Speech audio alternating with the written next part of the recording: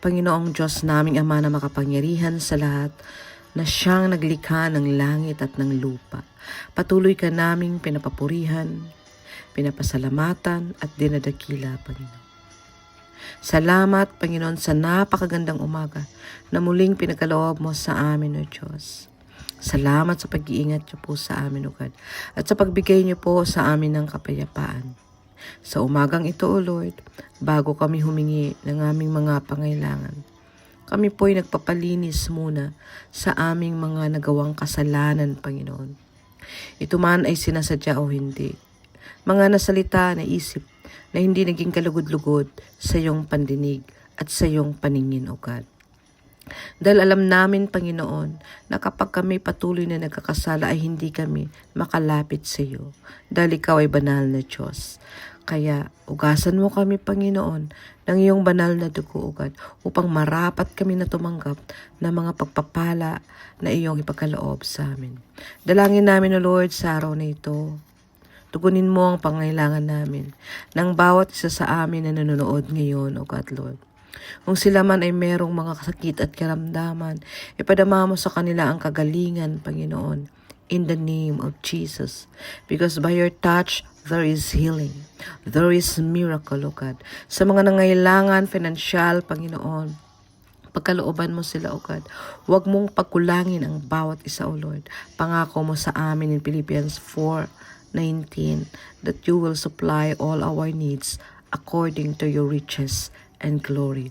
At sa lahat ng mga, O Lord, nagkakaroon ng mga anxiousness, O God, Lord Jesus, tanggalin mo ito, O God, at palitan mo ito ng kapayapaan, Panginoon. Sa lahat, Panginoon, na naghahanap ng trabaho, dalhin mo ang kanilang mga panyapak, Panginoon, sa mga kumpanya, Panginoon, na kung saan, O Lord, magiging channel of blessing para sa kanila at sa kanilang pamilya, Panginoon. Sa mga naguguluhan ng kanilang isip, Panginoon, bigyan mo sila ng knowledge and wisdom, O God.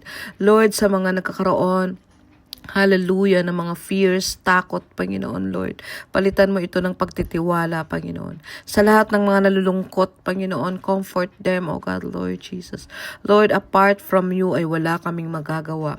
Kaya kami lumalapit sa iyo, O God. Ingatan mo ang aming puso. Bantayan mo ang aming isipan, Panginoon.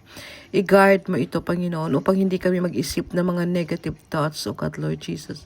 And Lord, sa araw na ito, gawin mong makabuluhan ang aming araw, Panginoon. Pasayahin mo, O Lord, ang lahat ng mga nagkakaroon ng depression and anxiety, O God, in the name of Jesus. Dahil ang mga ito ay hindi galing sa iyo, O God. Lord, maraming salamat, O Diyos. At kung ano man ang aming mga gagawin, Panginoon, isinusuko namin ito, O God, upang patnubayan niyo po kami, O Lord. Sabi mo, Lord, if we will acknowledge all your ways, you will make our path straight, O God.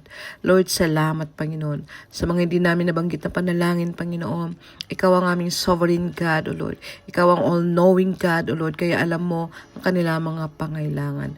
Lord, maraming salamat po.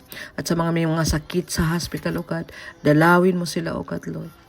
Ipadama mo sa kanila, Panginoon, O Lord Jesus. Hallelujah, O Lord. Ang kagalingan na kanilang hinihingi, Panginoon, O Lord. Lord, tulungan niyo po sila sa kanilang mga bills, O God, Lord. At sa Pilipinas, O God, sa aming bansa, tulungan mo ang bawat mamamayan namin, O God, Lord.